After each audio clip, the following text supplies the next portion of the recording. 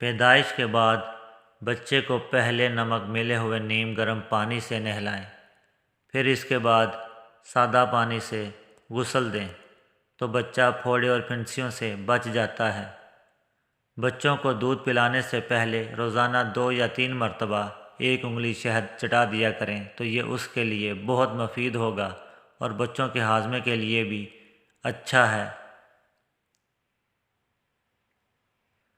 بچوں کو بچھونے پر سلائیں، گود میں سلائیں یا جھولے میں سلائیں، ہر حال میں بچے کا سر اونچا رکھیں تاکہ بچے کی خوراک صحیح طرح ہضم ہو سکے۔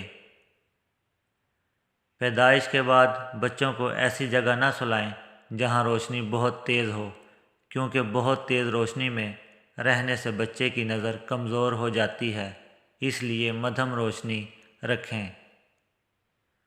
سردیوں میں ہیٹر کی ڈائریکٹ ہیٹنگ اور گرمیوں میں ایئر کولر کی ڈائریکٹ کولنگ سے بچے کو دور رکھیں، دونوں صورتوں میں بچے کے لیے نقصان دہ ہے۔ ختنہ جتنی چھوٹی عمر میں ہو جائے بہتر ہے، تکلیف بھی کم ہوتی ہے اور زخم بھی جلدی بھر جاتا ہے۔ نبی کریم صلی اللہ علیہ وسلم نے حضرت حسین کی پیدائش کے بعد ان کے دائیں کان میں اذان دی۔ دائیں کان میں اذان دی جائے اور بائیں کان میں اقامت یعنی تکبیر کہی جائے۔ نبی صلی اللہ علیہ وسلم کے پاس جب کوئی بچہ یا بچی لائی جاتی تو آپ صلی اللہ علیہ وسلم ان کے لیے برکت کی دعا کرتے اور پھر گھٹی یعنی کھجور یا کوئی اور میٹھی چیز چبا کر بچے یا بچی کے منہ میں ڈال دیتے۔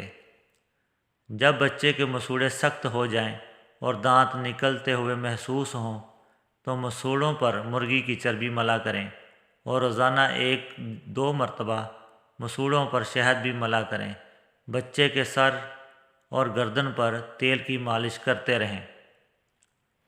جب دودھ چھڑانے کا وقت آئے اور بچہ کچھ کھانے لگے تو خبردار اس کو کوئی سخت چیز کھانے کے لیے نہ دیں، بلکہ نہایت لطیف اور نرم اور جلد ہضم ہونے والی غذائیں کھلائیں اور گائے اور بکری کا دودھ پلاتے رہیں۔ بچوں کو مٹھائی اور کھٹائی کی عادت سے بچانا بہت ضروری ہے کہ یہ دونوں چیزیں بچوں کی صحت کے لیے بہت مضر اور نقصان دینے والی ہیں۔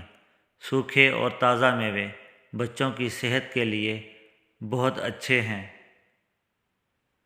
بچے کو پیمپر وغیرہ میں پیشاب یا پخانہ میں زیادہ دیر نہ رہنے دیں تاکہ سکن کا کوئی مسئلہ نہ بنے۔